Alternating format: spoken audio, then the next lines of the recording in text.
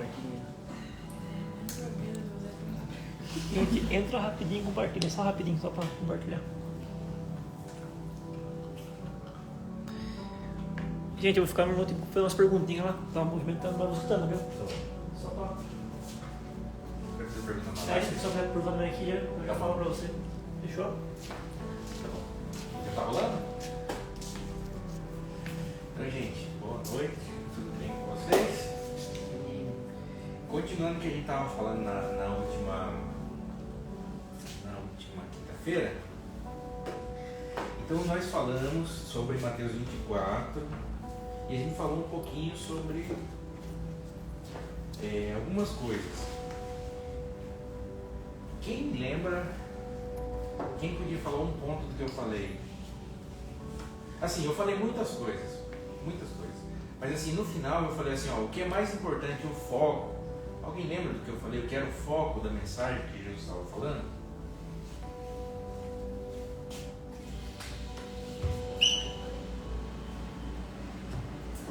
Sim. Eu falei bastante coisa, mas o foco do que eu estava falando era sobre quem nós somos.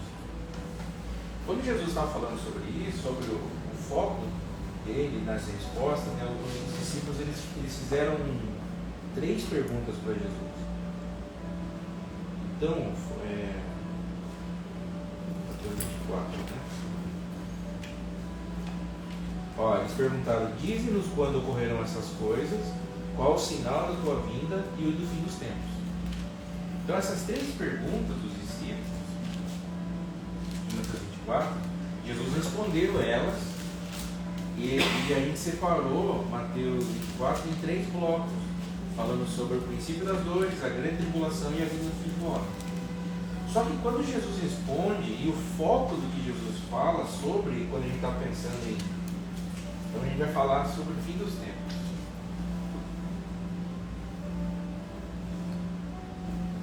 Então o foco de quando a gente fala sobre o fim dos tempos é a pessoa de Jesus,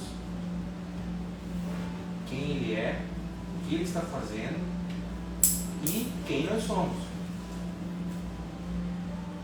Se você for ver, por exemplo, essa dinâmica no livro de Apocalipse, o livro de Apocalipse ele é um livro que fala sobre quem Jesus é, uma revelação de quem é Jesus e uma revelação de quem nós somos.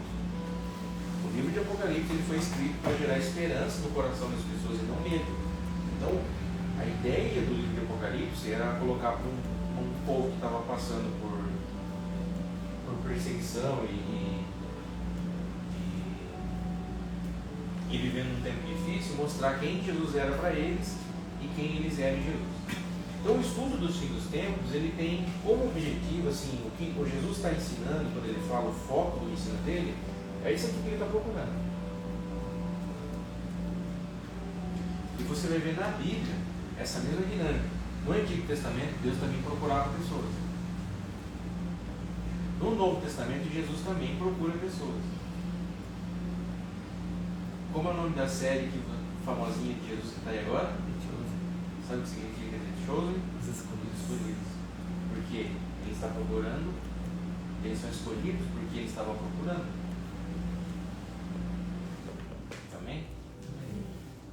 Uma coisa que a gente tem que, assim, tá no nosso coração é tudo que nós fazemos, estamos aqui envolvidos com as coisas de Deus, é sobre quem nós estamos nos tornando. Não é sobre o que nós fazemos. Não é sobre a nossa capacidade de fazer nada. Mas é quem nós estamos nos tornando dentro de tudo que Deus está nos chamando para ser e fazer. Amém? Então, aí o que acontece? Você não pode ver a Bíblia isolada. Então, assim, a Bíblia tem 66 livros, de Gênesis ao Apocalipse. Você não pode ver esses 66 livros isolados. Você tem que ver a Bíblia como se ela fosse de uma maneira inteira. Quem aqui já viu quebra-cabeça? Quem já brincou de quebra-cabeça? Você pega só uma pecinha do quebra-cabeça, ela mostra a imagem inteira? Não. Como é que você vai saber o que a imagem inteira? Então, você tem que ver a Bíblia assim. Cada livro é um quebra-cabeça, cada versículo é um quebra-cabeça. Você tem que ver ela de uma maneira inteira. Tá bom? Então, a gente não pode ver embora sejam palavras do nosso Senhor, esse capítulo isolado. Então a gente tem que ver o que está acontecendo aqui. Por que eles fizeram essa pergunta? Porque é o seguinte, quando os discípulos fizeram aqui essa pergunta para o Senhor, se você quiser deixar aberto aí em 24, talvez eu volte em um outro capítulo ou vá a um outro capítulo, mas ele vai ser base aqui do que eu vou falar. Eles perguntam assim, ó, diz-me quando ocorrerão essas coisas, quando será o sinal da tua vinda. Quem aqui leu esse versículo aqui, ó? Quando será o sinal da tua vida? Seja sincero comigo. Quem vê esse texto como se ele estivesse perguntando quando Jesus vai voltar? Sim? Todo mundo? Então tá. Quando eles estão fazendo essa pergunta, eles não sabiam nem que Jesus ia morrer. Eles não entendiam nem que Jesus ia vir uma vez e ia voltar, morrer e voltar de novo. Então do que eles estão falando? Do reino?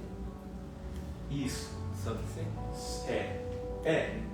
Mas assim, o judeu não pensa num reino celestial, ele pensa num reino na terra.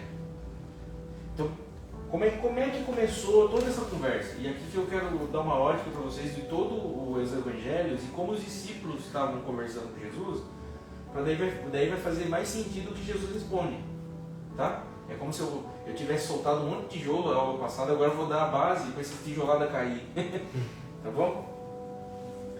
Então, como é que começa tudo? Vamos lá. Quem tiver Bíblia no celular e for mais rápido, aí puder ir me ajudando, eu vou falar uns textos, daí vai lendo. Começa aqui, ó, em Gênesis 3,15, quem puder, abra lá que eu já... Quando Deus criou o homem, em Gênesis 1:26, Deus criou os céus e a terra, colocou o homem no Éden, o homem peca, por causa do homem pecar, Satanás começa a ter acesso na terra, então o governo da terra agora que era para ser Deus através do homem, agora Satanás ele começa a reinar, ia começar a colocar a morte, começa a reinar, e a criação ela se torna caída. Como que Deus ia resolver isso? Como é que Deus ia fazer com que a terra voltasse a ser uma coisa sem o acesso do pecado, da morte, destruição e Satanás? Gênesis 3,15, no Gênesis 3 é a conversa lá que Deus tem com Adão e Eva e tal, ele peca, né, ele se esconde, tem medo, e aí o Senhor começa a falar, Adão, o que aconteceu? E Deus começa a restaurar e tal, e aí em Gênesis 3,15 o Senhor está falando para a serpente. O que é a serpente ali? É a figura do capeta, que entrou lá no Éden. Quando Deus fala para Adão cultivar e guardar, era guardar de quem? E Adão não guardou. E ele entrou e enganou. E aí Deus mostra esse texto aqui, que na teologia a gente chama de o proto-evangelho. É como se fosse a primeira pregação do evangelho nas escrituras. Lê para nós aí quem abriu. Gênesis 3,15. Porém, inimizade entre você e a mulher, entre a sua descendência e o descendente dela. Este ferirá a sua cabeça e você lhe ferirá o calcanhar. Olha só, Deus fala tá falando com a mulher ali, né, que da descendência dela, qual é a forma que Deus vai remir e restaurar todas as coisas? Da descendência da mulher, do próprio homem, vai vir um que vai esmagar a cabeça da serpente. A serpente enganou o homem e fez o homem cair. O homem vive prostrado, escravo do pecado por causa disso. O Senhor fala que o meio com que ele vai redimir e fazer com que o homem olhe para cima de novo é por meio de um descendente dela. E esse descendente vai ter autoridade sobre a serpente a ponto de esmagar a cabeça dela. Só que ela ferirá o calcanhar. Quem que é esse descendente? Então começa uma expectativa nas escrituras. Vai vir alguém. Alguém vai vir. E Satanás sabia que quando Deus fala, ele faz. Às vezes Deus fala pra gente, a gente não tem tanta fé. O capeta sabe. Tiago fala que ele é mais crente que nós. Ele crê, treme. Quando Deus fala, Deus faz. E aí, começa então um negócio. Alguém virá. Amém? Essa expectativa de alguém virá, então,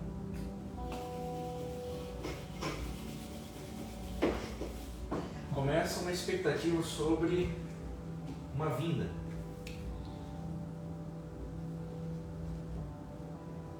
Amém? Uma vinda. Alguém vai vir. A salvação do homem nunca dependeu do homem subir. A religião quer fazer isso. Quer fazer com que eu tenho que fazer alguma coisa para mim tocar o céu.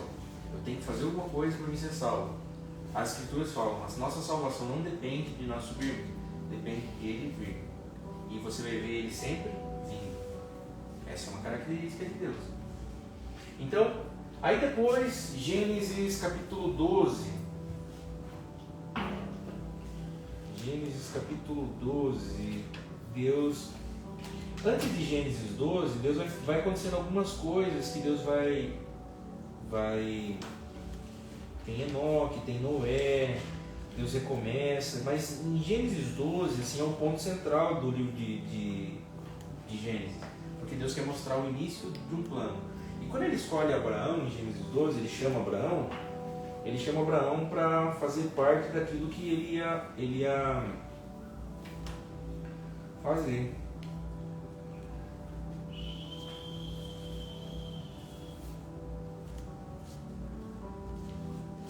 Gênesis 12, Falando de Abraão? deixa eu ver quando.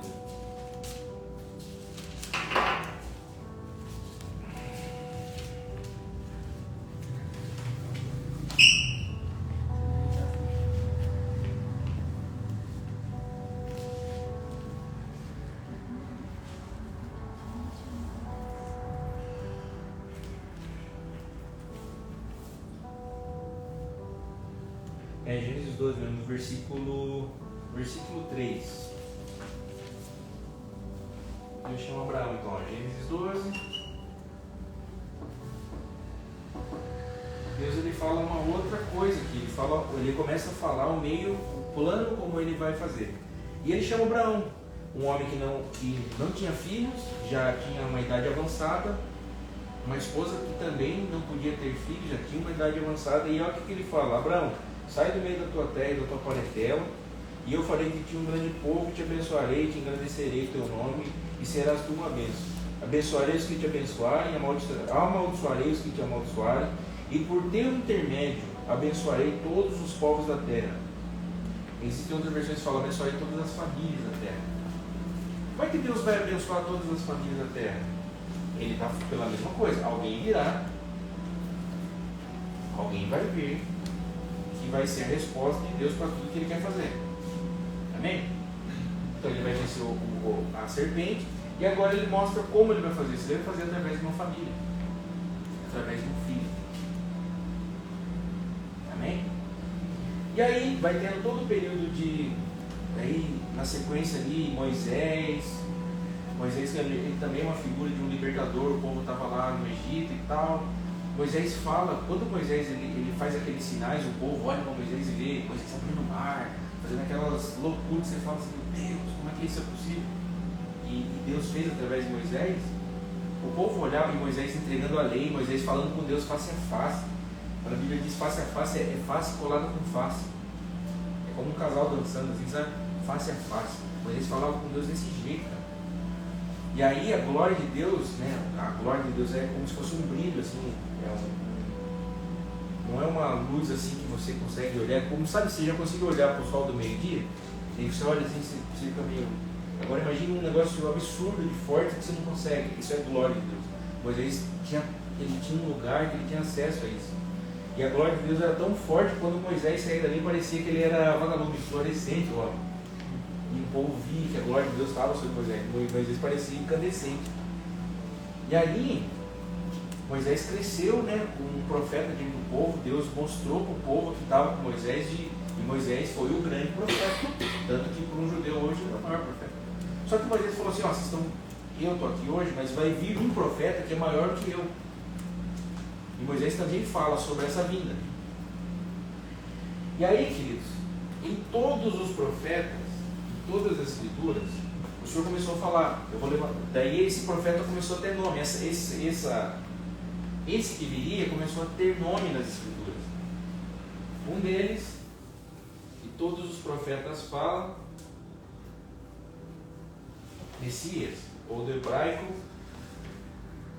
Mashiach, ou do grego, Cristo. É a mesma palavra. Os profetas começaram a falar. E o que significa tudo isso aqui? Ungido. Ungido. Então as escrituras falavam, ó, vai vir o Messias. Os profetas falavam, olha, vai vir o Messias. E aí outra expressão que existe dessa mesma pessoa é o Filho do Homem. É a mesma pessoa. E Davi também, pouco para frente de Moisés, lá Davi, ele foi um rei que agradou tanto a Deus, ele foi um rei que assim, ele capturou tanto o coração de Deus, que Deus olhou para Davi, Davi, gostei mais do que você está fazendo, gosto do seu coração, e eu quero fazer uma aliança com você. Então Deus faz uma aliança com Abraão, Deus depois faz uma aliança com Moisés, e agora Deus faz uma aliança com Davi. A aliança com Abraão, ele fala que vai abençoar todas as famílias da terra. A aliança com Moisés, Deus vai salvar as pessoas. A ideia do sacerdócio, do cordeiro morrendo era para salvação. E com Davi ele fala, da sua linhagem, Davi, da sua descendência, eu vou ter alguém no meu trono. E esse alguém vai viver para sempre no trono. E eu prometo para você, Davi, que esse será seu descendente. E haverá um governo eterno. E aí Deus promete também um rei. Então nós temos a figura de Messias, ungido, Filho do Homem e o Rei. Quando os judeus estavam pensando, eles pensavam sobre a vinda do Messias, quando ele falava sobre o reino, eles não pensavam da maneira que hoje nós temos tanta clareza. Então o que estava acontecendo? Então isso aqui é só a base, certo? Quando os discípulos ali estavam andando com Jesus, os judeus, eles aguardavam com uma expectativa tão grande que esse rei viesse e libertasse eles, porque eles estavam debaixo do governo de Roma, eles estavam escravizados. Então pense assim, o povo judeu, ele era um povo que não gostava muito de ser escravo. E ali eles estavam totalmente escravizados. Quem já viu na Bíblia lá falando que os judeus odiavam os publicanos? Quem já leu isso? Já viu? Sabe por quê? O que era um publicano? Era um judeu que trabalhava para Roma para cobrar impostos dos seus irmãos. E os judeus vendo um irmão deles trabalhando para Roma para arrancar dinheiro deles, eles olhavam assim, traidor, vamos matar esse cara. O Mateus é um publicano lá deixa eu ver. Você viu o ódio que eles têm daquele rapaz, né? Então era daí para mais. E aí, quando eles olhavam para Roma, quando eles olhavam para o império que dominava eles se sentiam escravos. E é assim, na essência desse povo, eles sentiam que eles não nasceram para ser escravos. Eles tinham uma identidade de um Deus que chamava eles de filhos. Vocês são meus filhos, vocês não são escravos. E aí, quando eles estavam esperando o Messias, quando falam que havia essa expectativa, então o Novo Testamento ele começa assim com uma expectativa. Todo judeu esperava a vinda do Messias. E o Messias era o rei. E na cabeça, as profecias falavam que o Messias viria e tiraria o jugo deles. Existem várias profecias falando que ele acabaria com os inimigos e eles seriam livres. Então, eu não consigo falar aqui hoje sobre essas profecias, mas a base delas é que o Senhor prometeria para eles um tempo de justiça, de paz, de um governo de um rei justo, segundo o coração dele, que governaria o povo com justiça e o povo não se sentiria escravizado. Então havia essa expectativa. Então quando eles pensavam assim, o Messias veio, quando eles pensam o Messias veio, automaticamente eles estão pensando assim, Roma vai perder. Mas o Messias se manifestou, ele vai vir, ele vai tirar Roma do governo. Eles não pensavam em um Jesus crucificado. Eles não pensavam em Jesus morrendo na cruz. Na cabeça de um judeu, o judeu tem um livro do profeta Isaías. Isso aqui eu faço questão que vocês abram comigo. Isaías 53. Então Isaías, ele é um dos profetas chamado profeta messiânico, porque ele era um profeta que mais falou sobre o Messias. Ele é o profeta que mais falou sobre o Messias. E esse profeta messiânico, ele falou, tem um capítulo aqui, esse é o 53, que ele começa a falar sobre o servo. E esse servo que ele está falando aqui em Isaías 53, queridos, ó, é a mesma pessoa, é o Messias. Vou esperar vocês abrirem Isaías 53. Está mais ou menos no meio da Bíblia. Você vai passar ali de Crônicas, Salmos, Provérbios, daí um pouquinho para frente está Isaías.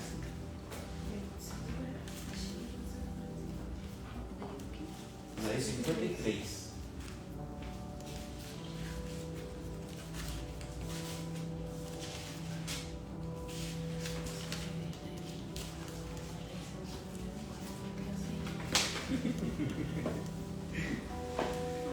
Cara, ó, Isaías 53 diz assim, cadê? Peraí.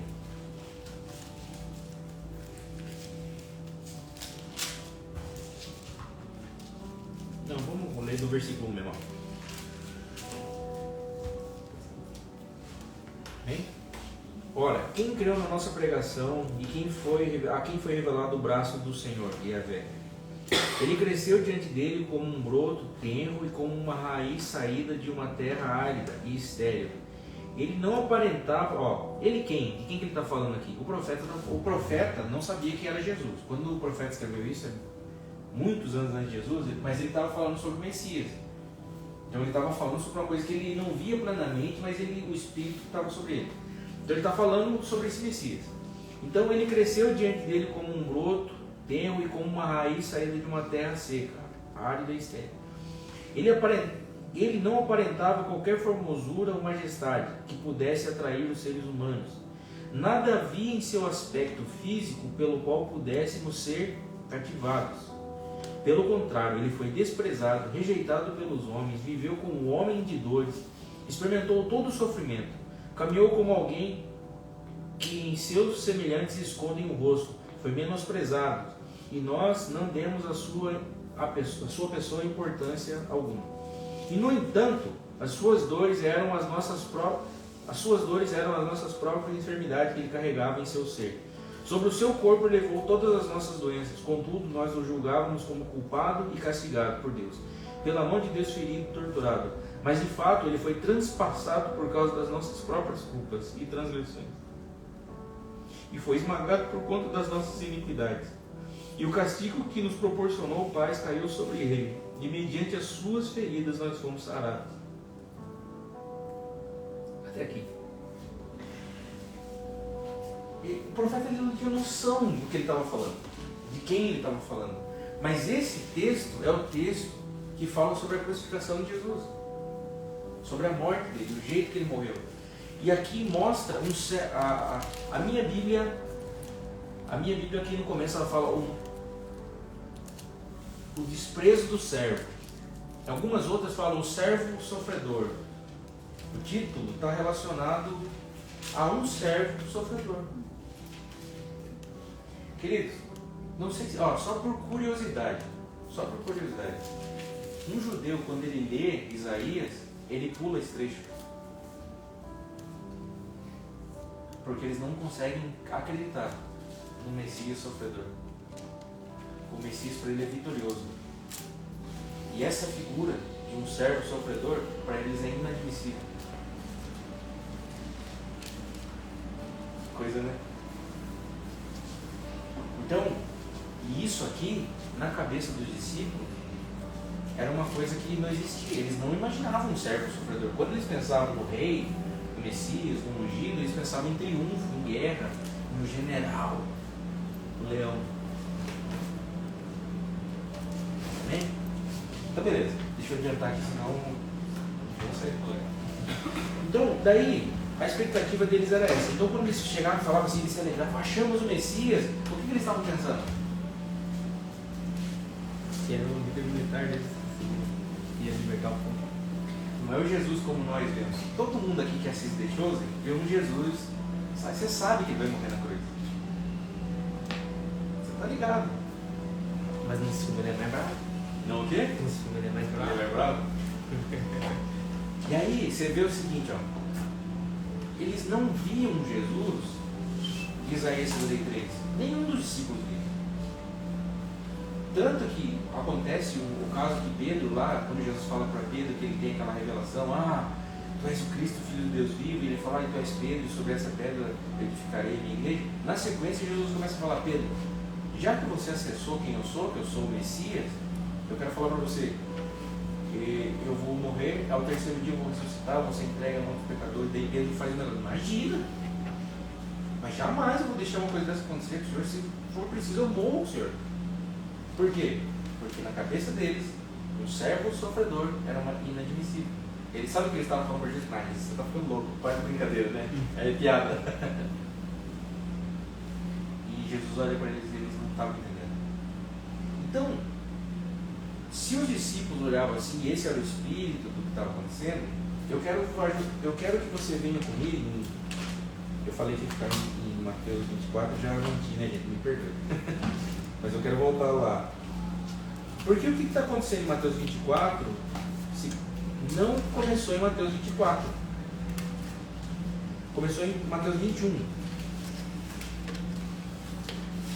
Então, desde Mateus 21 está acontecendo uma parada.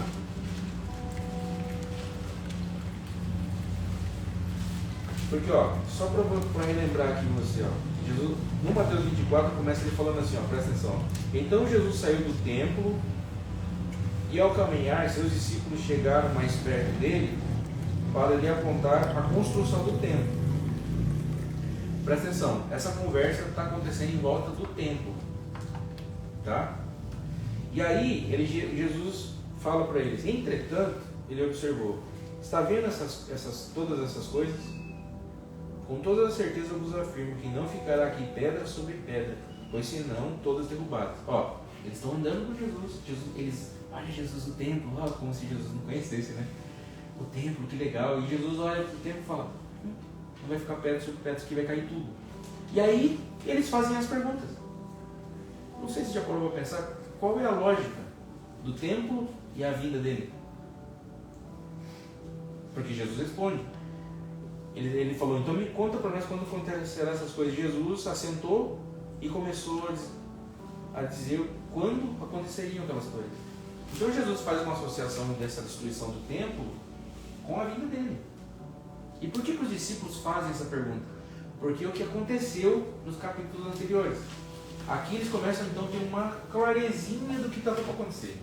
No capítulo 21, eu não vou ler aqui, senão não vai dar tempo, tá?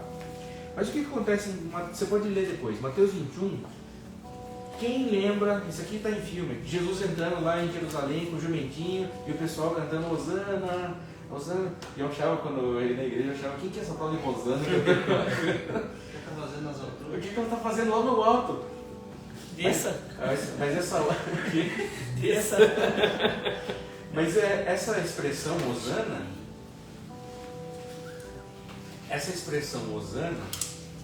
é uma expressão do profeta Zacarias, é uma profecia isso.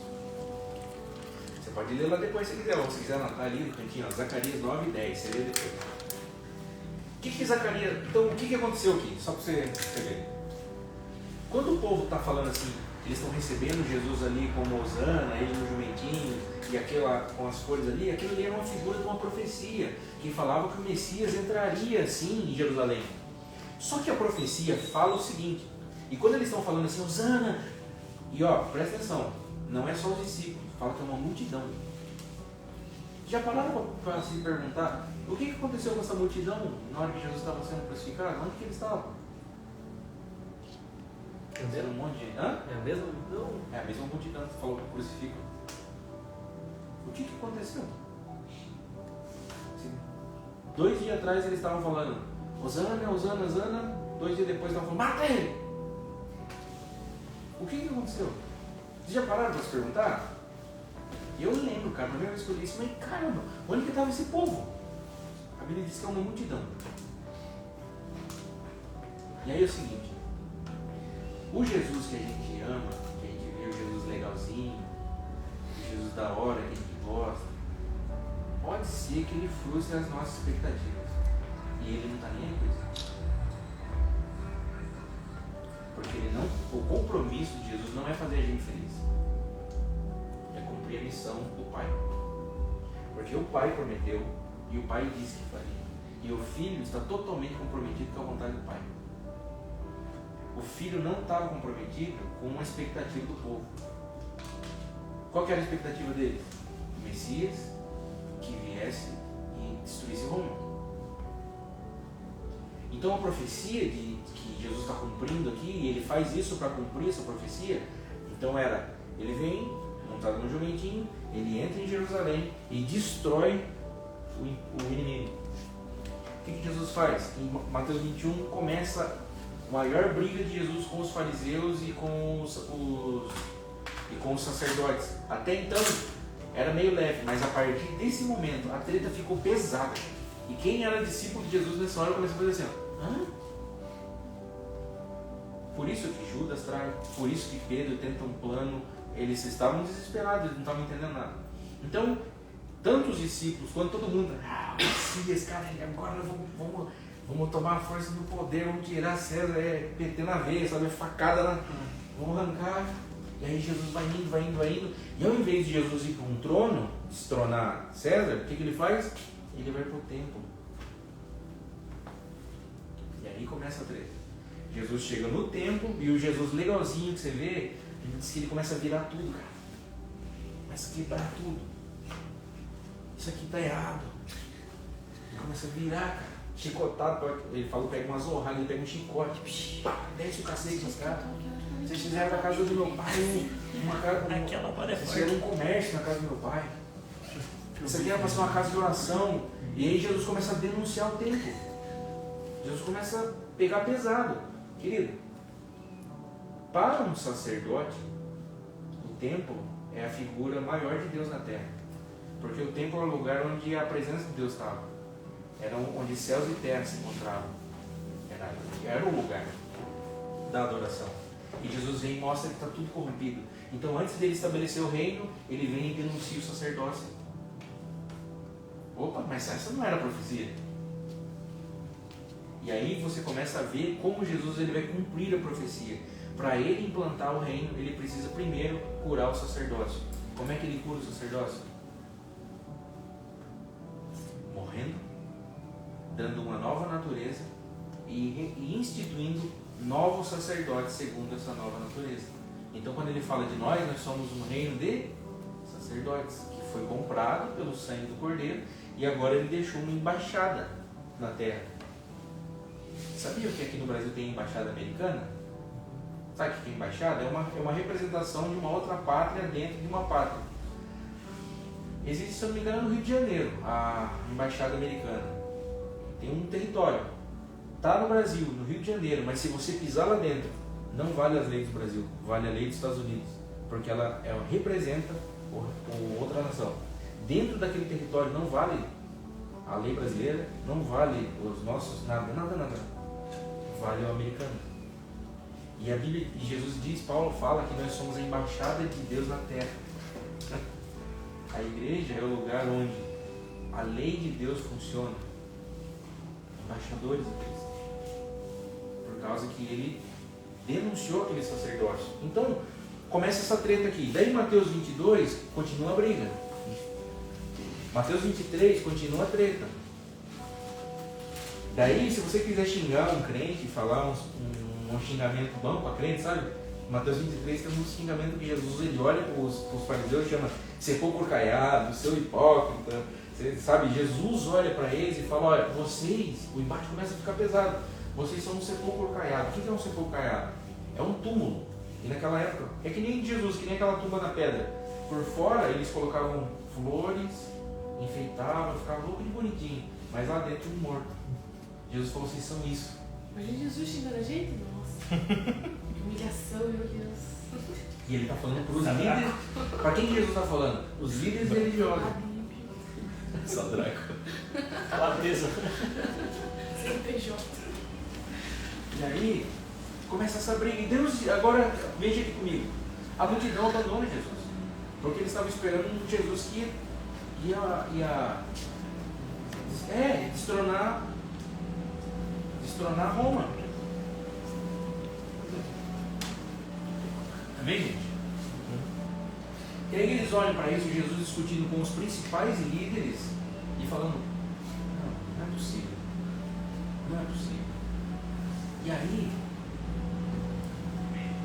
imagine você sendo um dos discípulos, um dos 12 lá. Você olha para aquilo ali, imagina Judas. Agora você começa a entender Judas. Judas, ele fala que Judas era um zelote. É como se fosse um PT. Sabe o cara que quer tomar as coisas na força? Judas era esse cara. E Judas olha para Jesus, o cara que eles estavam 3 anos achando que era o cara que ia tirar César do poder. Jesus começou a enfrentar os caras, os sacerdotes, o próprio povo. E falando que o problema da nação não era César, era o templo.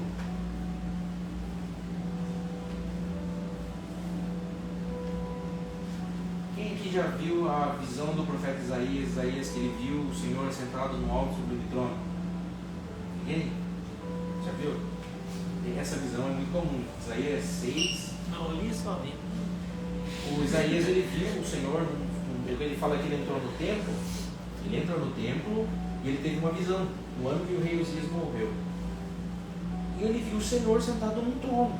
Ele entrou no templo e viu um trono no templo.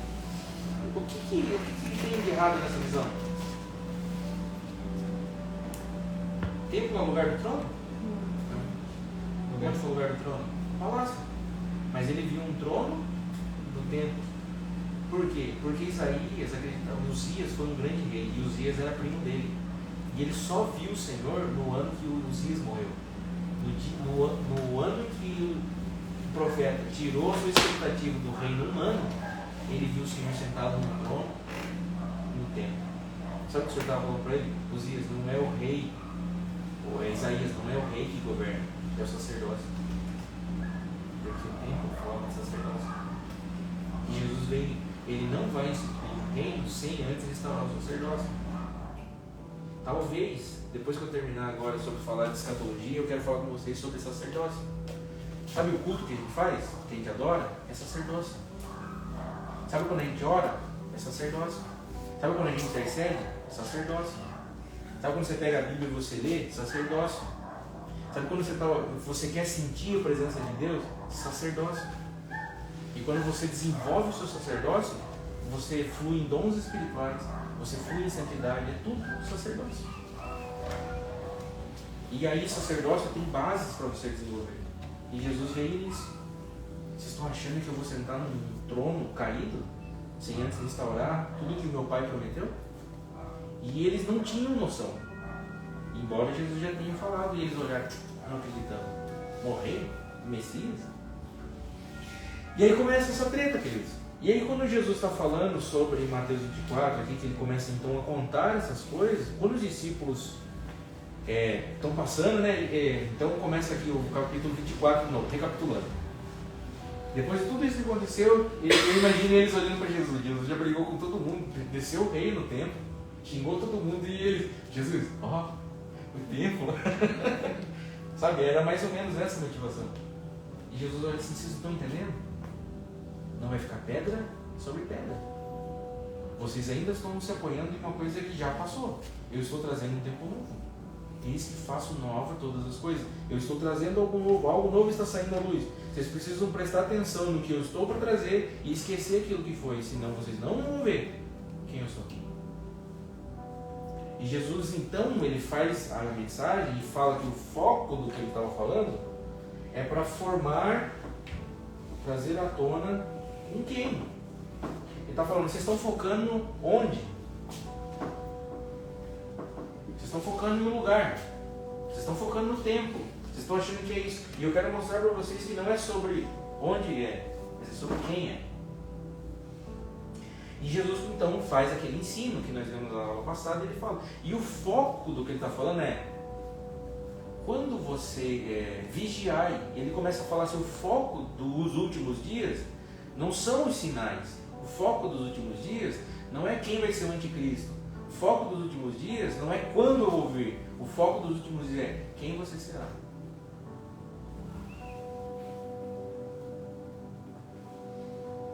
E isso muda tudo. Porque a gente pode gastar dias, coisas, querendo estudar as escrituras, querendo saber quando vai ser, que dia que vai ser, como que vai ser, todos os detalhes, e a gente nunca se tornar. E quando ele vier, nós não seremos.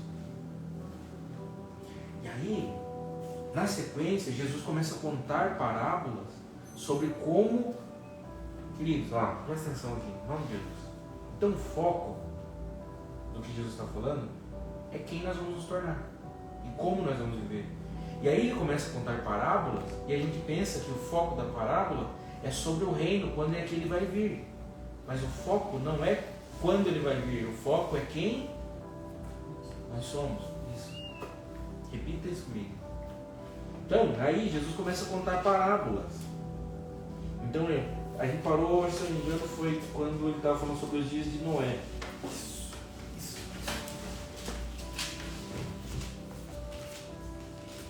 E aí, no versículo 45, Jesus começa a contar uma parábola. Então, até o versículo... Olha como que ele termina lá falando sobre os dias de Noé, né? Versículo 42. Por isso, vigiai, porquanto vocês não sabeis em que dia virá o vosso Senhor. E aí ele começa a contar parábolas. Olha o versículo 43. O que é parábolas?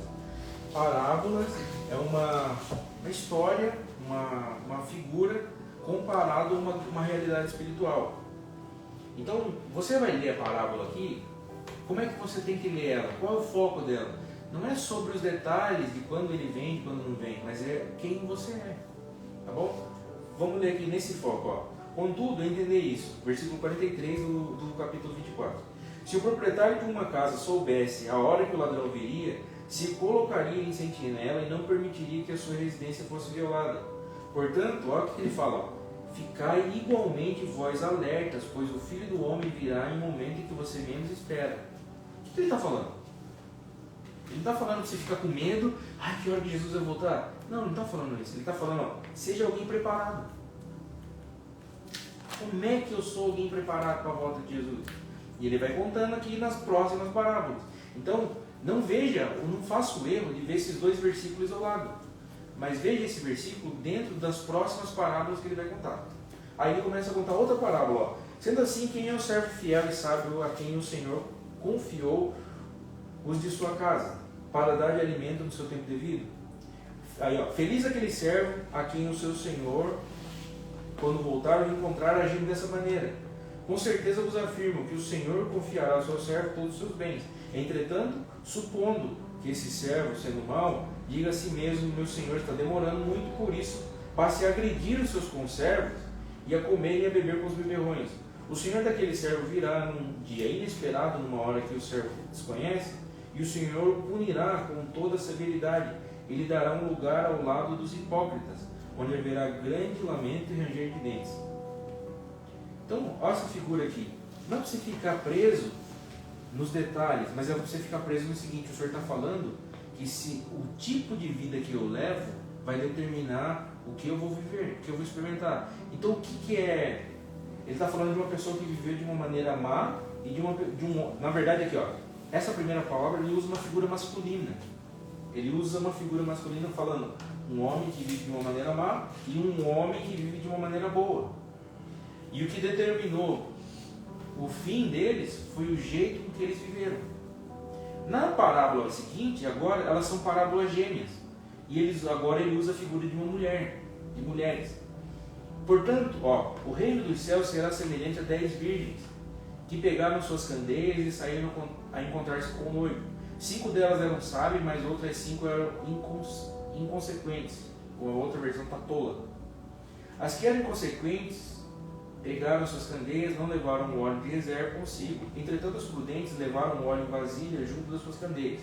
O noivo demorou a chegar, e todas ficaram com sono e adormeceram. E à meia-noite ouviu-se um grito: eis aí o noivo, saia ao seu encontro. Então todas as virgens acordaram e foram preparar suas candeias. As insensatas recorreram às sábias: dá-nos um pouco do azeite, porque a nossa candeia está se apagando. Porém as sábias responderam: não podemos, pois assim faltará tanto para nós quanto para vós outras. E portanto aos que vendem comprai. Mas saindo elas para comprar, chegou o noivo. E as virgens que estavam preparadas entraram com ele para o banquete de núpcias, e a porta foi fechada. Mais tarde, todavia, chegaram as virgens imprudentes e clamaram: Senhor, Senhor, abre-nos a porta. Contudo, lhe respondeu: com certeza vos afirmo que não. Deus. Portanto, vigiai, pois vocês não sabeis o dia, tampouco a hora em que o Filho do Homem chegará. Olha só, ele fala agora, figura de 10 virgens. Pra você entender o contexto do casamento, era assim: o noivo ele vinha, fechava o casamento com o pai da noiva, falava: ó, eu quero casar com sua filha. Ele vinha, pagava o dote, aí ele voltava para trabalhar, juntar. Daí queria construir a casa dele, preparar um lugar. Quando estivesse pronto, ele voltava para casar com a noiva. E quando ele voltava para casar com a noiva, aí havia essa festa, que é o que está acontecendo aqui. Olha que interessante, Jesus é o noivo. Ele veio a primeira vez, comprou a noiva, foi preparar um lugar e vai voltar para o nosso casamento. Quando ele está voltando, essa figura aqui, essas virgens, então tem um problema aqui de briga teológica. Tem gente que fala que essas 5 virgens que ficaram, as sábias é a igreja e as 5 é o mundo. Aqui é um problema, porque o mundo, as pessoas, a Bíblia chama, coloca uma figura de impureza, e virgem na Bíblia nunca foi associada a pecado. Não tem nenhum texto na Bíblia que fala que virgem é associada a pecado. Sempre virgem é figura de santidade. Então não tem como pensar que não são todas elas figura da igreja. Me chama a atenção é que todas dormem, até as sábias. E quando que o noivo chega? À meia-noite. O que é a meia-noite? É o ponto mais alto da escuridão. Então, hoje não vai dar tempo, mas nós vamos chegar. Jesus também ele fala sobre a parábola do joio e do trigo. Essas aqui você conhece, né? Vocês falaram para mim que não conhecem o joio e o trigo, eu vou dar sentado, não sei. O joio e o trigo eles crescem junto. Aí o trigo, os dois, quando eles são pequenos, eles crescem, não tem diferença. Só que daí o trigo, quando ele vai crescendo, ele dá fruto. E por ele dar fruto, ele começa a pesar e ele cai. E o joio não tem fruto. E ele só cresce. Só aparece. E Jesus fala que esse joio é a figura do mal no mundo. E o trigo é a figura dos filhos de Deus.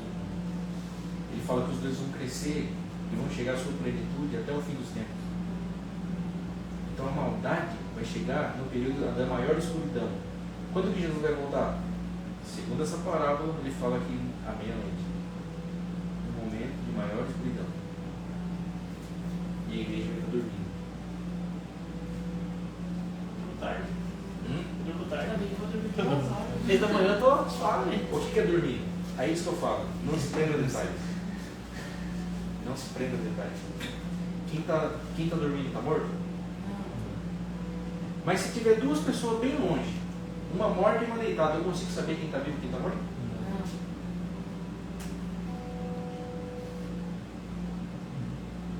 Às vezes, o sono tem a ver com isso. É como se ele estivesse morto e não percebeu. E eu não estou falando do mundo. Estou falando da igreja. Isso me assusta. Porque eu já estou vendo muita igreja dormindo. Eu já estou vendo muito pastor dormindo. E eu já falei para alguns deles, sentei na mesa e falei: cara, você está em sono profundo.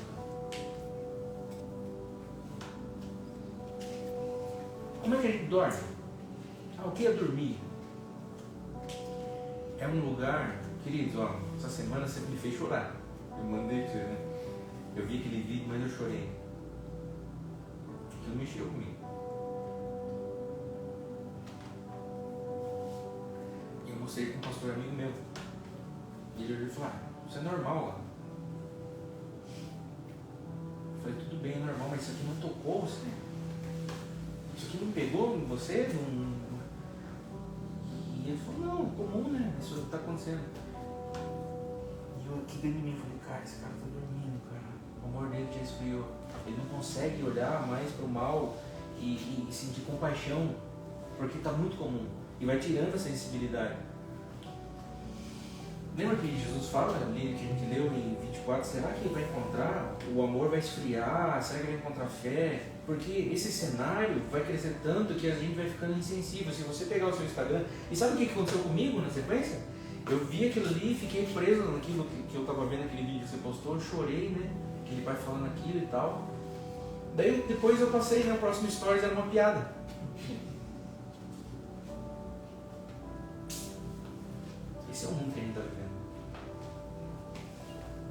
informações assim, ó. A informação, você não sabe mais se você chora, se você ri, se você... O que você faz? Os dois.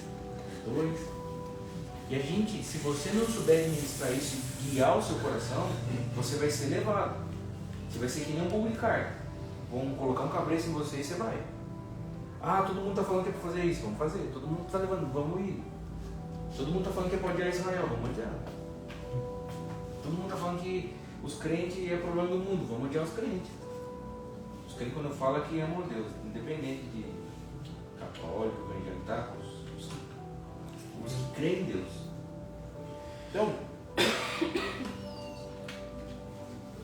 e aí o que acontece? Elas estão todas dormindo, cara.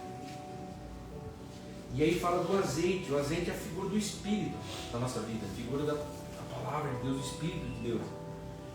E aí fala que 5 tinham o azeite e 5 não tinham. E aí todas dormem. E aí aqui é a minha esperança, cara. Vem um mensageiro gritando: quem saiu noiva? Acorde. Para mim, particularmente, esses são os profetas. Para mim, esses que vêm gritando que nem doido: acorda, igreja, são os profetas. E Deus vai levantar uma companhia de profetas nos últimos dias que vai ter um chamado que é acordar a igreja. E a mensagem dele: eis aí o noivo. Talvez esse seja um bom tempo para a gente. Eu quero ser esse tipo de... Eu não quero estar dormindo. Eu quero estar bem acordadinho. Na vigília. Tem perguntinha aqui, Zé. Pode falar. Final para agora. Deixa eu só concluir aqui, Denise, irmã. Tá bom. Você anota aí? Anota. Então, ó, daí ele conta a parábola. Ó, ele já contou 2 parábolas. Depois ele vai falar que não vai. Que horas são? Eu já vou acabar aqui. Daí ele continua outro dia.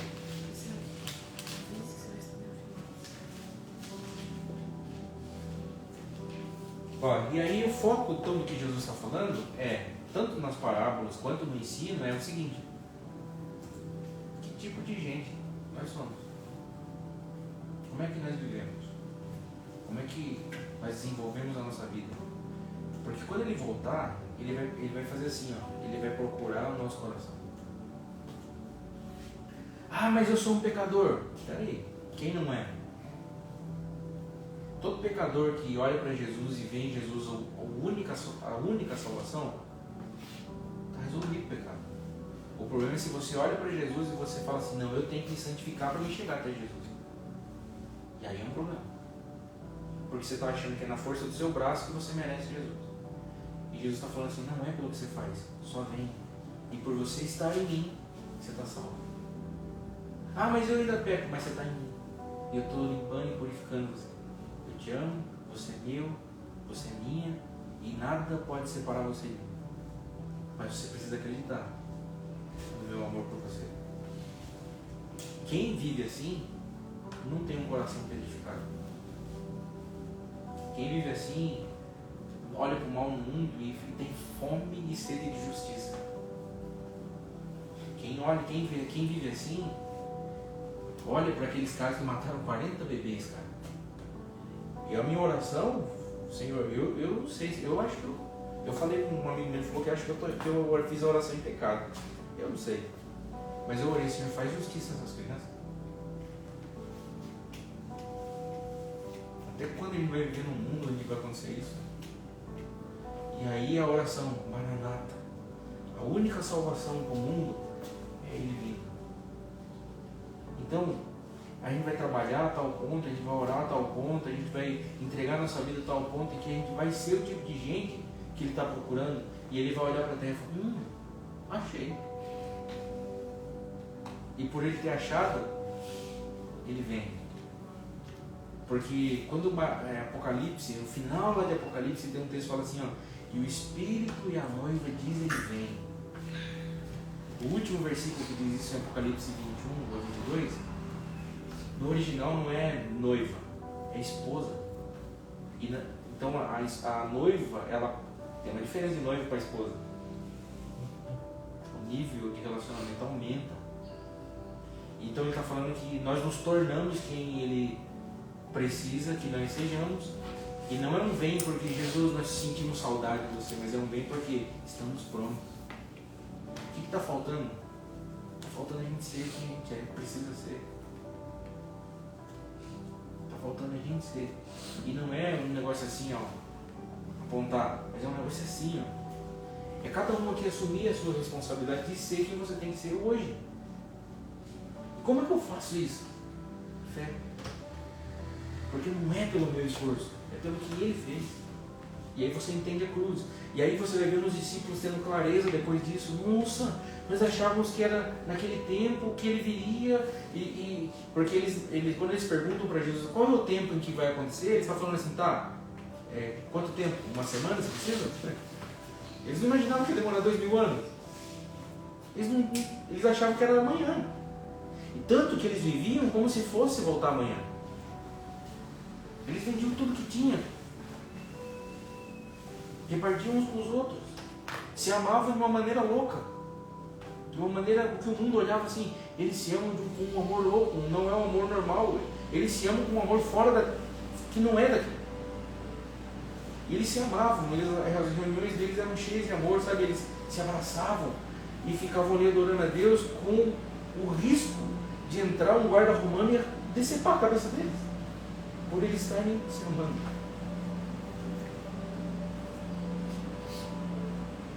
Qual que é a nossa missão? Não é sobre um homem, é sobre quem? Amém? Então eu vou parar aqui, semana que vem eu continuo, se Deus quiser, e aí a gente faz pergunta agora. Alguém daqui, alguém de lá, alguém de lá? Daqui primeiro, depois a gente faz aqui dentro. Prepara a pergunta aí de vocês. Por favor.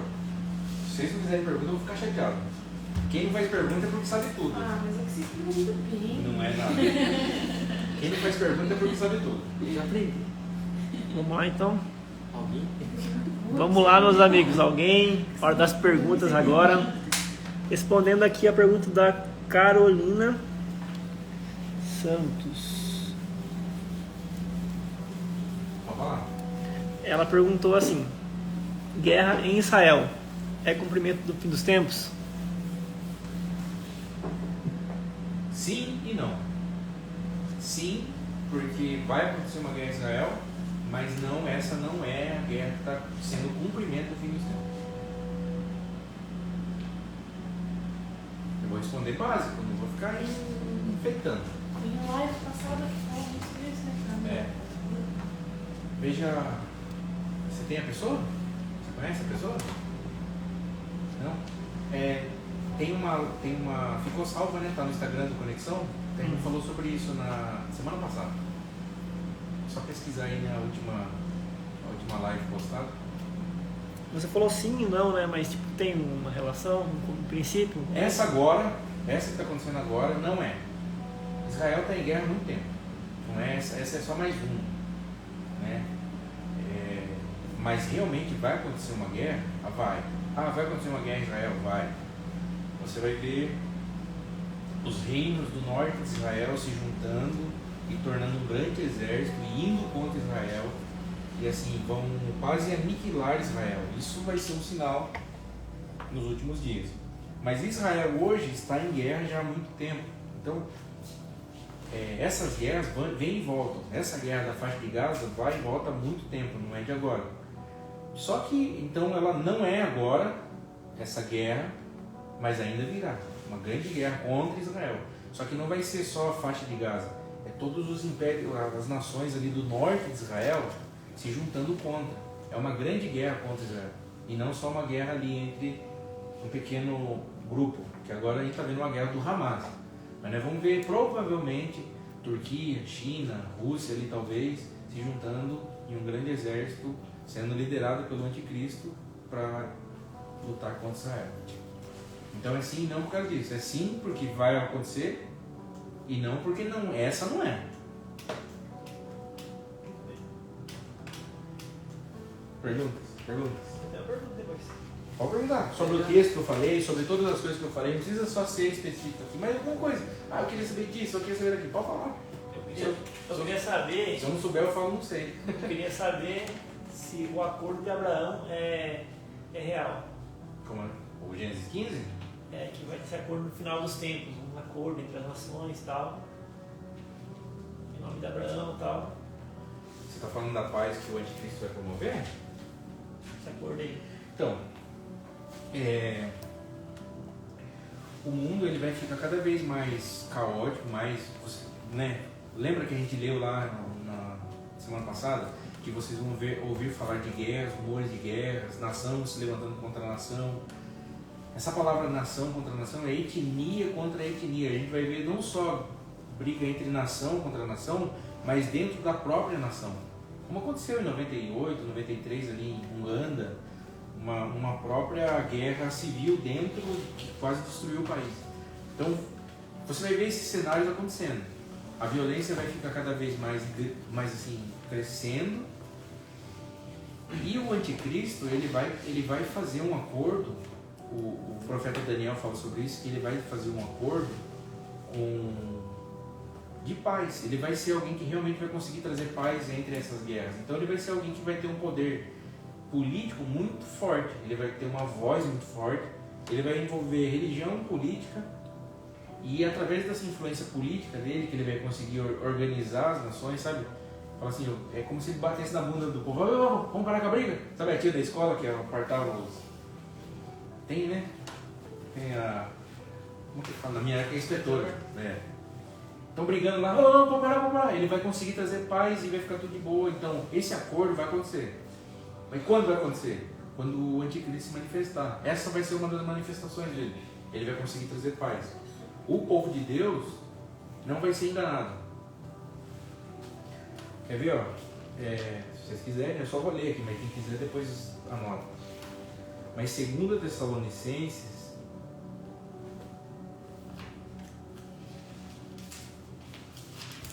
2:8, deixa eu ver. 2 Tessalonicenses 2:8, ó, fala como que ele vai aparecer. Então será plenamente revelado o perverso, o iníquo, que é o anticristo, a quem o Senhor Jesus matará com o sopro da sua boca e destruirá pela gloriosa manifestação da sua vinda. Ora, o aparecimento desse anticristo é de acordo com a ação de Satanás, com todo o poder, com sinais e maravilhas ilusórias, e com todas as artimanhas, e engano provenientes da injustiça, para os que estão perecendo, porquanto rejeitaram o amor à verdade que poderia os salvar. Quem que o anticristo vai enganar? O texto está falando que é aqueles que rejeitaram o amor à verdade. Ele vai enganar muita gente, mas o povo de Deus não vai ser enganado por isso. Só aqueles que rejeitaram o amor à verdade. Pergunta? Vou passar um volume. Perguntas? Alguém tem? Ninguém tem? Nossa, vocês podem dar aula para nós agora, então. Perguntinha? Deixa eu elaborar aqui. Vou incentivar vocês. Alguma coisa aqui, presta atenção nisso. Sabe por que a gente tem Mateus 24?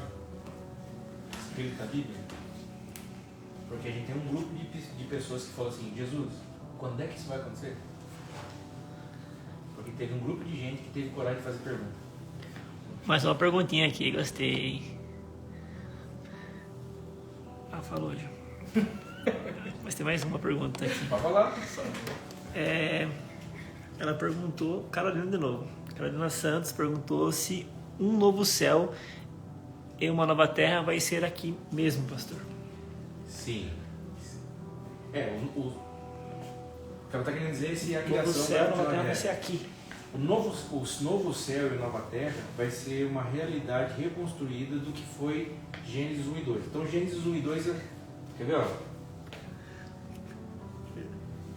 Ó. Saúde.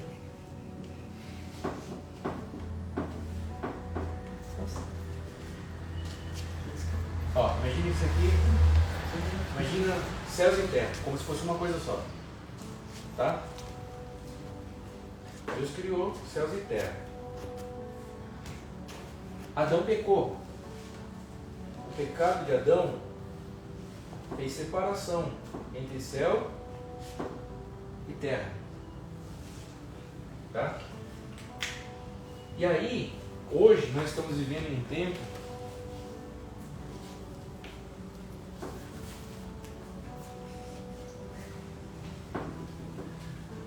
em que céu e terra está misturado.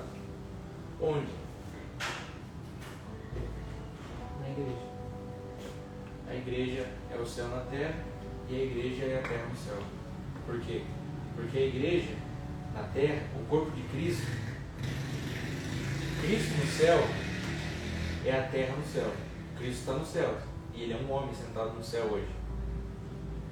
E a igreja é o céu na terra, porque a igreja é Cristo em nós. Então, essa é a realidade que nós estamos vivendo.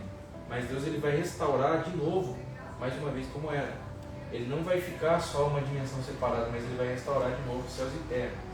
Só que é muito difícil falar dessa nova realidade de céus e terra, porque uma realidade vai ser totalmente, a terra vai ser totalmente alterada. Por quê?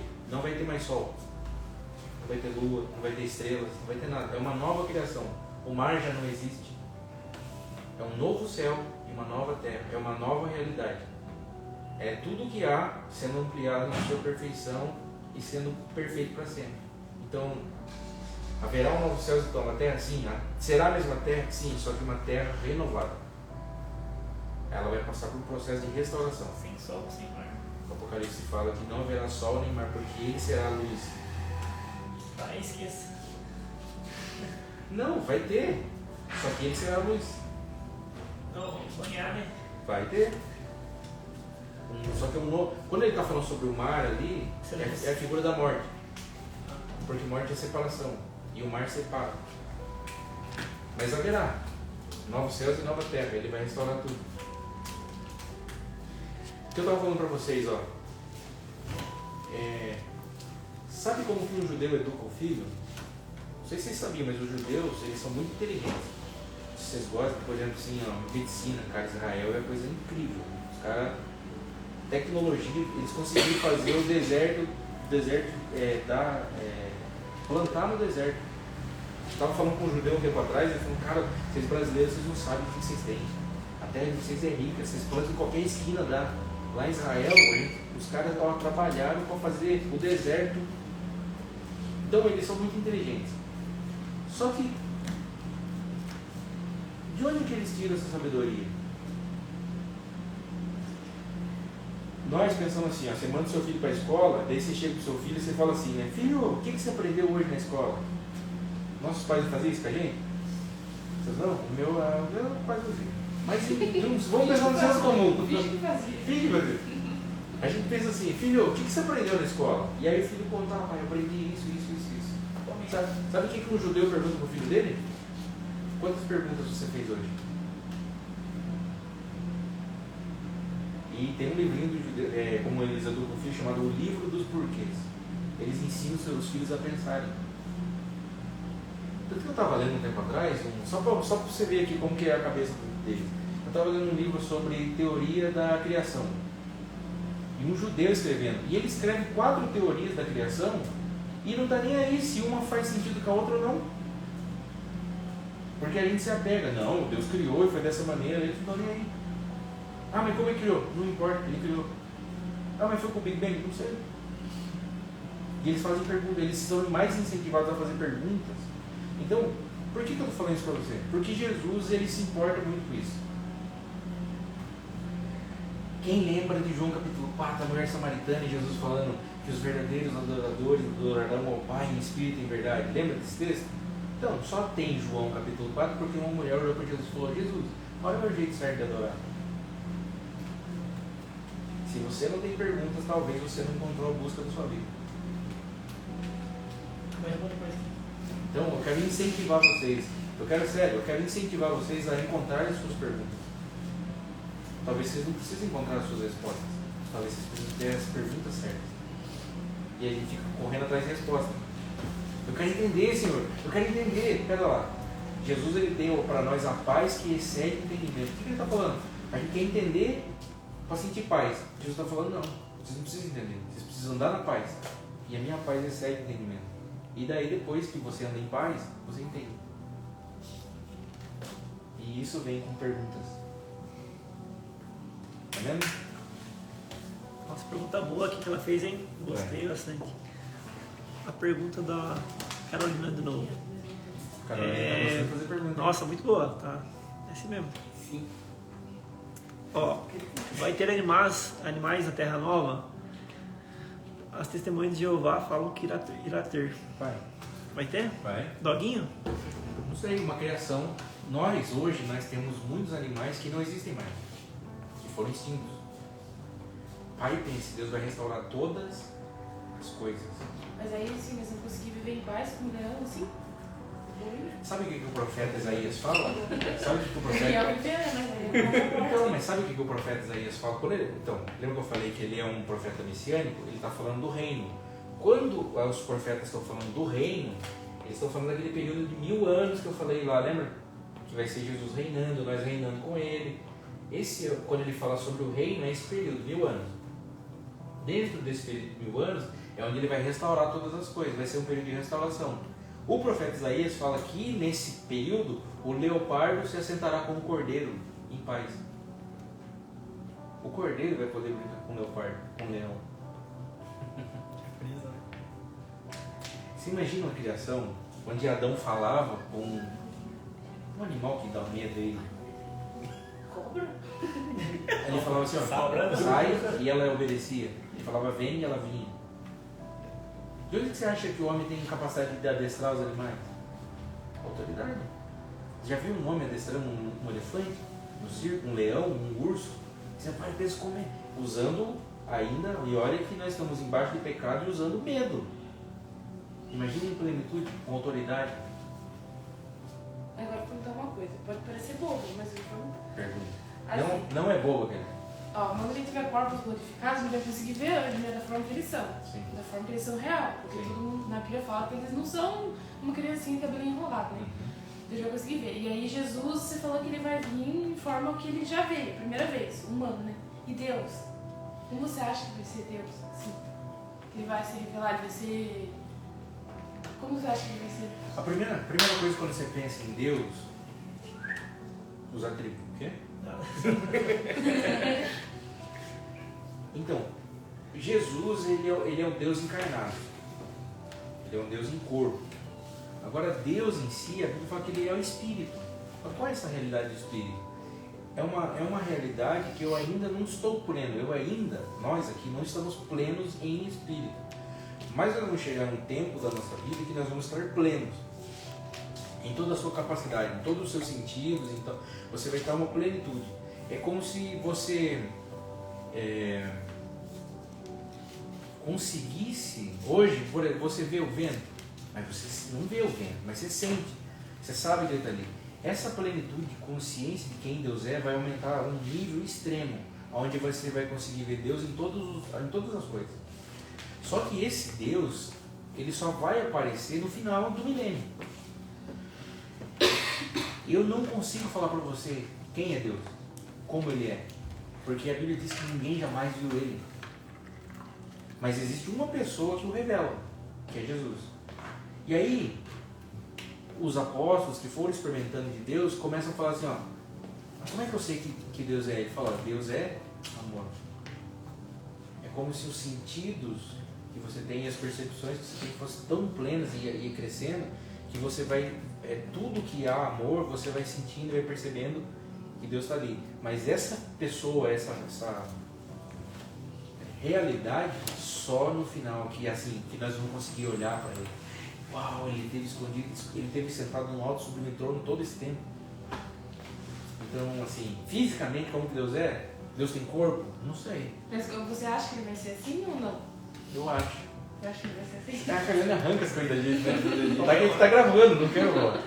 Mas que nem, se não está escrito que tipo, nós somos a imagem e semelhança dele, então seria...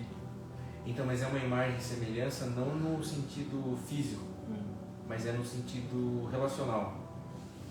Quando ele está falando que somos a imagem e semelhança, ele está falando assim, ó, façamos nós a imagem, a nossa imagem e a nossa semelhança. Nós somos uma família e façamos eles com esse mesmo desejo. Tanto que Adão, quando Deus fez, fala que Deus fez Adão e Eva no mesmo dia. Mas quando estava aparecendo, só estava aparecendo Adão. Deus fez os dois juntos. mas só estava Adão. A Eva sai depois da costela. Mas no dia que Deus fez, ele fez os dois. É como se dentro de Adão Eva já tivesse. Como se Adão fosse o homem completo. Quando ele tira a Eva daqui, ele se torna agora, os dois são uma só carne, porque Deus fez os dois em uma pessoa só. Tanto que Adão não é um nome, a mulher, o nome dela só aparece depois do pecado. Porque até então não era Eva.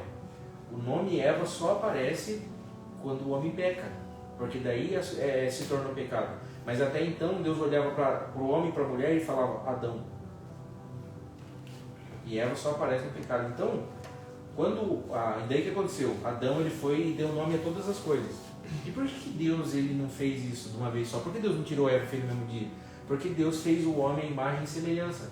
E se Adão é a imagem e semelhança, Adão ia sentir o mesmo desejo que Deus sentia. Então Adão, vai lá e nomeia todas as coisas. Daí Adão ia lá, colocava o nome boi e a vaca. Aí você olha pro boi e a vaca, tem nome, não tem cara de boi e vaca, né? Adão colocou o nome certinho. Você olha pro leão, não tem nome de leão, você olha pro parece leão. Não tem como leão você passar de mim. Você não vê? Então, e aí o que aconteceu? Você olha pro elefante, ele tem cara de elefante. Só que, olha o que Adão percebeu. Todo mundo tem um par. Todo mundo tem alguém igual a si mesmo. E eu sou o único aqui que não tem ninguém igual a mim. E ele sentiu um desejo e relacionamento. Quando ele entendeu isso, Deus falou, é agora, Adão, dorme. E arrancou dele. Quando ele acordou, ele viu, Eva, ossos dos meus ossos, carne da minha carne. E ele sentiu o maior desejo, o desejo mais lindo que uma pessoa pode ter pela outra. Ele olhou para Eva e sentiu vontade de ter ela para ele. E eu não estou falando de uma maneira erótica. Eu estou falando isso que ele olhou e é como se ele sentisse falta. Ela me completa. É como se ele se visse não mais inteiro e olhasse, cadê? Está faltando. E quando ele encontra ela, encontrei aquilo que faltava. E aí isso é relação. Deus é assim, um pai, um filho e o Espírito. No começo o Luciano perguntou, né? A figura do pai, não sei se você pode perceber, mas Deus é uma figura de pai, Jesus uma figura de irmão, e o Espírito ele tem muito parecido com a figura de mamãe. Quando você quer consolo, você busca em quem? Mãe, me ajuda aí. Dando real, hein? O pai é mais bravo, né? A mãe é mais boazinha. Então, mas é uma figura de complemento. Da mesma forma, então Adão e Eva, quando ele fala dessa imagem e semelhança, não fisicamente. Porque se você for parar para pensar, se for fisicamente, Deus fala assim, ó, que os céus dos céus, o céu é meu trono, Deus está sentado no trono, no céu. Não sei se você consegue só pensar em questão física, mas imagine, tem 3 céus, o universo inteiro, o segundo céu e Deus está no terceiro céu. Ele fala que ele está sentado no trono e os pés dele estão na terra. Se você for pensar em tamanho, ele não cabe na criação. Então como é que Deus vai aparecer? Por isso que eu acredito que ele vai restaurar todas as coisas de um jeito que ele vai vir habitar em sua criação. Ele vai estar na criação de uma maneira como ele nunca esteve antes. Pleno. Perguntinha? Amém? A pergunta é: nós que vencermos o mundo, sentaremos do lado de Jesus? Eu acho que a pergunta falou sobre nosso papel no reino, né? Com Jesus e tal. Então, o que a gente pensa, quando a gente pensa sentar com Jesus, então às vezes a gente pensa assim, tem um trono do Pai, um trono do Filho e um monte de cadeira para nós. Quando ele está falando sobre nos assentarmos com Cristo, ele está falando de uma posição. Então Jesus vai reinar. Literalmente, Jesus vai estar sentado em Jerusalém no trono. Ele vai se sentar no palácio, no trono e tal. Quando ele fala que nós vamos governar com Cristo, ele está falando que nós vamos ter autoridade no reino com Cristo. Então, as parábolas aqui, ele fala o seguinte, que ele vai dar cidades para governo. Então a terra vai continuar sendo terra. Talvez você seja o prefeito de Ribeirão Grande. E o nome disso é: eu estou assentado com Cristo governando. Quem? Toda a criação junto com ele. Então o trabalho de restauração da terra não vai ser um trabalho só de Jesus. Jesus vai trabalhar com os seus discípulos. Mas tem a ver com isso, não um trono físico para nós. Um troninho, né? Só? Vai lá, velho, pega água. É? Vai lá, velho, pega água. É. Já é maçã. Amém? Amém. Chega? Ou mais? Eu podia parar lá e ninguém tá perguntando mais nada. Ó, o Luciano tá fermentando ali. Não. Faz a sua, Luciano. Bom, eu vou falar sobre coisas, então eu vou soltando coisas aqui pra ver se desperta a curiosidade de vocês. Hã? Pérolas. Tá, vai ter animais, vai ter uma nova criação, você vai ter um corpo que... A Nova Jerusalém, ela não vai estar, ela só vai desce no final, né? A nova cidade, tem uma cidade no céu. Deus, ele tem uma cidade no... Já parou pra pensar que tem uma cidade no céu? O nome dela é Nova Jerusalém. Que Deus fundamentou, que Deus foi o arquiteto, Ele criou, tem uma cidade. Apocalipse fala do tamanho dela, é assustador, não cabe no mundo. É incrível, grande. Ela tem uma dimensão, não cabe no mundo, sim, desculpa, falei, ela é muito maior do que a cidade de Jerusalém. Ela não cabe lá. Ela é muito grande, ela tem uma dimensão. Para ela vir, vai precisar de uma nova terra. E aí, só que o profeta messiânico, ele fala o seguinte, ó, lembra, ó, então nós vamos, como se fosse mais ou menos isso, vai ter a terra e os céus, né? A Nova Jerusalém, ela vai ficar nessa dimensão. Nós vamos ter corpos que vão ter acesso à Nova Jerusalém. Então você vai ter um corpo que vai sair daqui, vai subir para o espaço. Vai voar. O cavalo do Musk. Vai vindo aqui. Você vai ter um novo corpo. O jogo dele tem uma birra com mas que eu nunca vi. Eu não gosto muito. O anticristo é o Musk. Aí, ó, o corpo de Jesus, lembra que Jesus ressuscita e ele come com os discípulos lá? Ele come o peixe. Gente, logo na sequência, ele atravessou uma parede. Eles estavam orando e Jesus sumiu. Minha pergunta é, onde foi parar o peixe? Mistério da vida. Um tipo de corpo que vai alterar a matéria. Tudo bem, o corpo de Jesus tem esse poder, mas o peixe que ele comeu? Não tinha. Pensa comigo. Parece pergunta de criança. Não parece? Só que essa é a realidade do novo corpo. Essa vai ser a realidade acessível. Ah, nós vamos...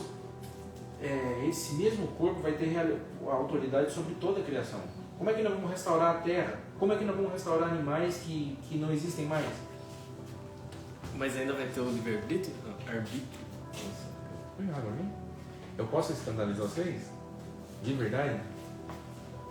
Vocês vão ficar chateados comigo demais, né? Eu não acredito que há livre-arbítrio. Calvinista. Não. Vou tentar explicar o que eu quero dizer. Presbiteriano. Tá ensinado então? Não.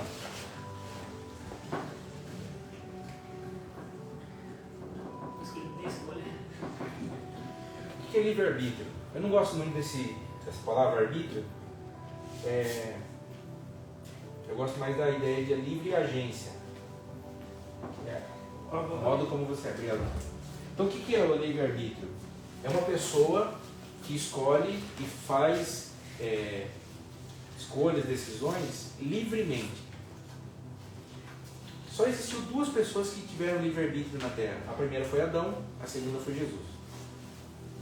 Por quê? E o outro é Deus. Por quê? Porque todo mundo que escolhe... Por que você gosta de Coca-Cola? Gosto. Por que você gosta de Coca-Cola? Você fala assim, ó, não, você estava querendo comprar, vou usar o seu exemplo, você estava querendo comprar um salgado. Você gosta de Giló? O quê? Giló? Não sou muito chegado não. Uma coisa que você, Giló é uma coisa que você não gosta. Você não comeria. Se eu estivesse vendendo lá, assim, um hambúrguer de costela e um de Giló, o que você escolhia? Costela? Costela. Por quê? Porque você gosta de costela. O que faz a gente escolher tomar as nossas decisões são as nossas inclinações. A única pessoa que pode escolher livremente, sem nada de fora, foi Deus, foi Adão e foi Jesus. Adão falhou nisso. Ele pecou e ele deixou de ter um livre-arbítrio e começou então a existir o livre-arbítrio e a livre agência. Você só é livre para escolher se você nada te influencia, nada te tenta. Se você escolhe, tudo que você escolhe por causa das suas inclinações. Todo mundo. Então não é um arbítrio livre, é um arbítrio influenciado. Então o livre-arbítrio eu não consigo acreditar que hoje nós temos. Porque não é que ele não existe, ninguém tem. Por que você gosta desse tipo de camiseta? Por que você gosta desse tipo de sapato? Você tem uma escolha. Nike, né? Você tem alguma coisa te influenciou a escolher isso. Por que você gosta de tal tipo de música? Por que você é palmeirense? Por que você é palmeirense? Você não escolheu sozinho. Não. Seu pai não é palmeirense? É. Seus tios são palmeirenses? É. Ele escolheu sozinho. Lógico que sim. Ninguém mandou. Cresceu a vida inteira ouvindo sobre o Palmeiras. O Palmeiras é o melhor time do mundo. E é mesmo? Então, mas eu estou dizendo aqui, eu estou querendo falar. Então, como que se chama? O calvinista, ele fala que o livre-arbítrio não existe porque você escolhe o que você escolhe porque você é predestinado. Não, eu não acredito nisso. Eu acredito que você escolhe o que você escolhe por causa das suas inclinações. Então, por exemplo,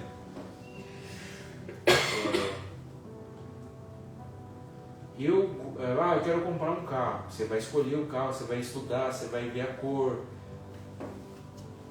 Você não vai escolher uma coisa que não te agrada. Você tem as suas... Perguntar pros outros. Perfume, comida, tudo é assim, sim ou não? Beleza. Então, você só pode escolher livremente se você não tiver nada que te influencia. Deus, por exemplo, Deus ele não pode ser tentado.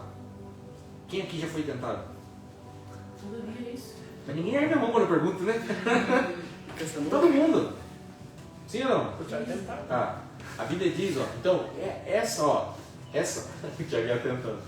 Essa capacidade de você ser tentado só entrou em você por causa do pecado, porque você agora não é mais uma pessoa livre para escolher livremente. Você vai escolher sempre a partir do que há no nosso interior. Sempre. Deus não tem isso. A Bíblia diz que Deus ele não tenta ninguém e não pode ser tentado por ninguém. Então Deus é livre. Deus escolhe livremente. Então quando fala que Ele nos escolheu nos amar, Ele escolheu porque Ele tem um livre-arbítrio. Às vezes nós escolhemos amar alguém por conveniência. O que a pessoa pode oferecer. E às vezes a gente acha que isso é amor. Aquela pessoa ela supre a carência que eu tenho na minha vida de eu não consigo ficar sozinho. E entra num relacionamento. Não vai dar certo. Porque a pessoa está entrando para resolver suas próprias carências. E não para ser resposta de Deus na vida do outro. Então, eu não acredito em livre-arbítrio desse jeito. O livre-arbítrio não é o que... então você está... Daí vem o debate. Então você está falando que eu não posso escolher a roupa que eu vou usar? Não estou falando isso. Eu estou falando que você não consegue escolher não pecar. Quem aqui de nós pode falar? Vamos fazer uma aposta. Até às 10 horas da manhã. Quem não pecar daqui até 10 horas da manhã? Coitado, você daqui. Eu estou pecando. Já pensei em aprender um pouco. Agora você falou de pensei. Né? Então, livre-arbítrio tem a ver com isso. E não com... então eu não posso comprar um iPhone. Você está falando isso? Não posso. Não tem nada a ver com isso. Eles levam para o outro extremo. Amém? Amen. Chega? Mais uma perguntinha. Pode falar. No céu tem pão? Tem. Pão da vida? Tem. Comida? Tem. Literal tem, né? Tem. Eu tenho mais uma pergunta. Olha, eu também tinha agora, né? Deixa eu pegar na Assim, melhor. nós vamos chegar lá, daí tá bom, todo mundo já foi verificar, assim, todo mundo pleno lá. Daí eu vou ver o João Vitor, assim, daí eu vou lembrar que o João Vitor era casado comigo? Vai. Mas eu vou lembrar se tu falar, João Vitor, você era casado lá, sim ou não? Se eu vou falar, João Vitor, era casado. Ele vai ser o João e você vai ser você. Quer voltar Eu vou lembrar. Mas não vamos ter mais, tipo assim, de viver junto ou sim. Aí você já quer. Vou ter que continuar morando. Viu? Não dá pra cancelar a live? Ah, Mas você quer saber? agora tá legal. Vamos lá, alguém. Cara, isso aqui vai ficar salvo, hein? Vai me dar problema depois. É sério? Não, é Mas só uma também você salva, pergunta. né? Assim, eu não Eu vou... acredito que sim. Porque ele, no princípio, vai ser como era no princípio. Certo? Uhum. Tem 4 capítulos na Bíblia que não tem pecado. Que são os 2 primeiros e os 2 últimos. São os únicos capítulos da Bíblia que não tem pecado. Se você for ver a semelhança do que tem nos 2 primeiros e nos 2 últimos, é incrível. Nos 2 primeiros tem a árvore da vida. Nos 2 últimos tem a árvore da vida. Nos 2 primeiros tem o rio. Tem um casal. Tem Cristo e a igreja. Você vai olhar, tem as pedras preciosas para mim em Jerusalém. Se ele está falando o começo se era igual no princípio, e se é o princípio é como no começo, se Adão e Eva eram um casal no princípio, será que eles vão ser no final? Então vamos lembrar aqui, assim. Vou lembrar que o Luciano era só o pó. O tempo inteiro? Lá ele não vai falar mais isso, né? Nós é tudo amigos. Quando a gente está falando sobre reino, Hoje não sou São Paulo. lembra que eu estou falando? Ó, eu estou falando sobre esses 1000 anos. Eu não estou falando sobre a eternidade.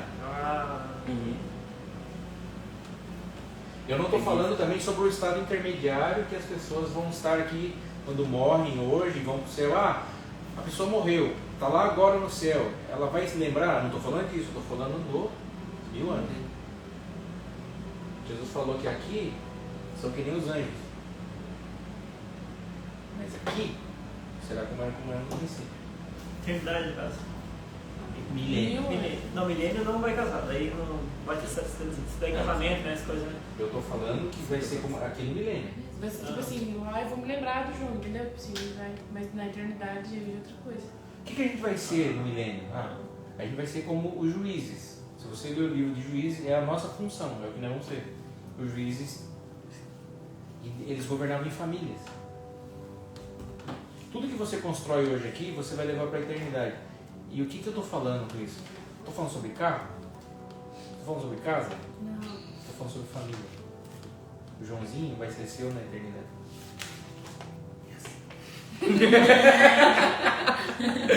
E você vai chegar diante de Jesus e falar, Senhor, isso aqui que eu construí. Saca? O João ligou um ponto aqui, né? Eu perguntei de comida e tal, né? É, tem que ter comidinha, né? Daí ele falou, mas vai ter fome? Jesus não comeu com os discípulos? Mas vai ser uma fome assim, doída ou vou comer por... Olha a preocupação dele. Todo mundo vai estar gordo? Não vai Não, saber mas- demais? O cara só pensa em comida. necessidade. Vai comer boa, não. Por que Deus fez a comida? Ó, vou dar uma dica pra vocês. Vou dar uma dica pra vocês. Sempre quando vocês quiserem saber alguma coisa, volta no princípio. A resposta, quase tudo está lá em Gênesis 1 e 2. Então foi lá. Deus criou em primeiro. O que Deus criou primeiro? A comida ou a fome? O que Deus criou primeiro? A manga ou Adão? Lembra da sequência? Ele criou primeiro a comida. E depois ele criou Adão. Adão tinha fome. Então se ele criou primeiro a comida e depois a fome, então o foco não está na fome. Então ele fez a comida não para matar a nossa fome. Mas por que Deus fez um pé de mexerica? Foi para matar a fome dos filhos ou foi para que os filhos se encontrassem embaixo do pé de mexerica? Uau. Uau, vamos lá alguém. Para que Deus fez a mesa? Para matar a nossa necessidade ou para os filhos se encontrarem na mesa? Tem pior essa, né? Então quando você pega o princípio, se era assim no princípio, vai ser No fim. muitas das respostas estão ali em Gênesis 1 e 2. E são os textos da Bíblia que ninguém quer saber. O que a turma quer saber? Qual é a besta que saiu do mar? Quando a gente fala sobre escatologia, eles querem saber isso. Por isso não tem a ver com os fatos, tem a ver com quem nós estamos nos tornando. Quem Deus criou. Então quando você olha para Adão, você vê, se Deus permitir, eu estou com essa vontade aqui, Luciano. Depois de falar disso, eu queria falar sobre sacerdócio. E eu queria... Então, quando você olha para Adão, Adão era um sacerdote. O sacerdote é aquele que lida com a presença. Perguntas? A gente foca muito, né, nessas coisas e você vê que o foco não tem muito a ver com mas como é que vai ser lá? Tipo, você pensa em como você vai viver. Se a gente parar e pensar, a gente fica ansioso, mas se você parar pra pensar que quem tá falando pra você, que tá chamando pra você ser quem você vai ser, tá garantindo tudo. Então o que é a preocupação? Eu vou me preocupar com isso? Vou me preocupar em ser alguém que eu tenho que ser hoje? Vocês leram aqui comigo que às 5, gente, se eu não coloquei medo no coração de vocês, eu quero que vocês não durmam hoje. As 5 virgens que saíram para comprar óleo, quando elas voltaram, o Senhor falou para elas assim, ó, não conheço vocês.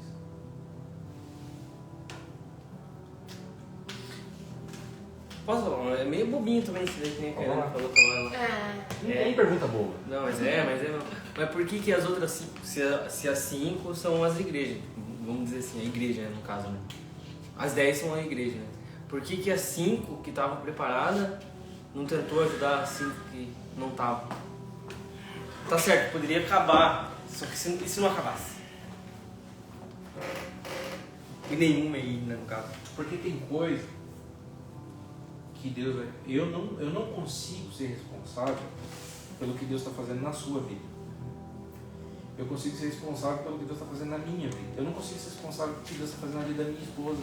Eu não consigo ser responsável pelo que meu filho vai responder ou não. Eu não consigo. E aí... O Thiago entrou, gente. Vamos lá, alguém, Thiagão.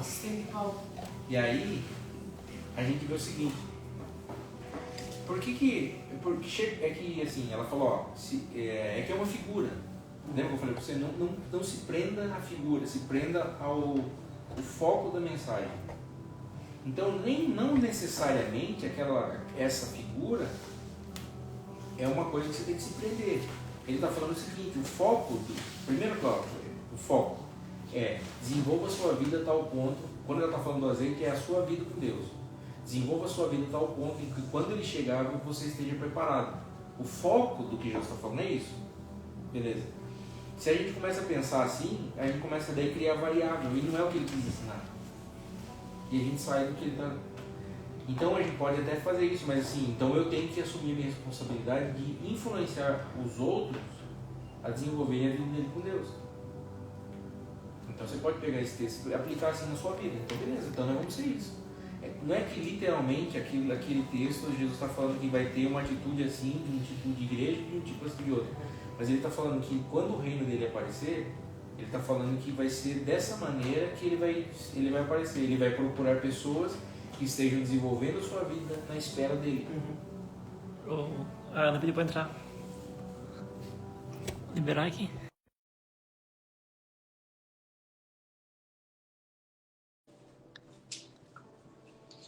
É isso, meus amigos.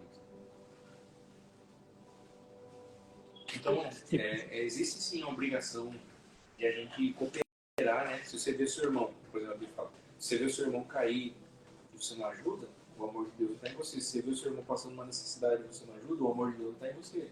Então tem essa obrigação no sentido de eu ir até o próximo, mas eu não consigo obrigar você, Thiago, a viver o que Deus tem na sua vida. Eu queria pegar minha esposa, então, nossa, como eu queria pegar a cabeça dele e falar assim, Camila, vamos. Aí eu vou contar uma coisa pra vocês que eu aprendi. Já vai. Vou contar uma coisa pra vocês que eu aprendi. Uma vez, eu ouvi um pastor e ele falou um negócio assim, ó. Você fica orando aí pra sua esposa ser, a esposa que você quer que ela seja, você já perguntou pra ela se ela quer ser essa pessoa? Eu falei, mesmo, né? Daí ele falou assim, ó, ao invés de você orar, Deus, muda essa mulher, me dá essa mulher que eu mereço, por que você não começa a orar assim, Deus, me ajuda a ser o marido que ela precisa?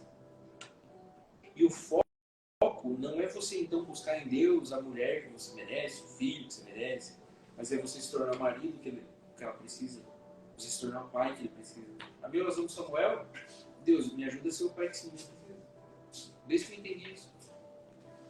Nunca mais olhei para minha esposa assim reclamando, eu quero que ela mude. Não, eu olhar para ela e falar, o que eu posso ser na vida dela para que ela entenda que ela pode ser muito mais. Aí esse dia atrás um rapazinho que estava falando comigo, ele falou assim, pastor, não Só pra pegar.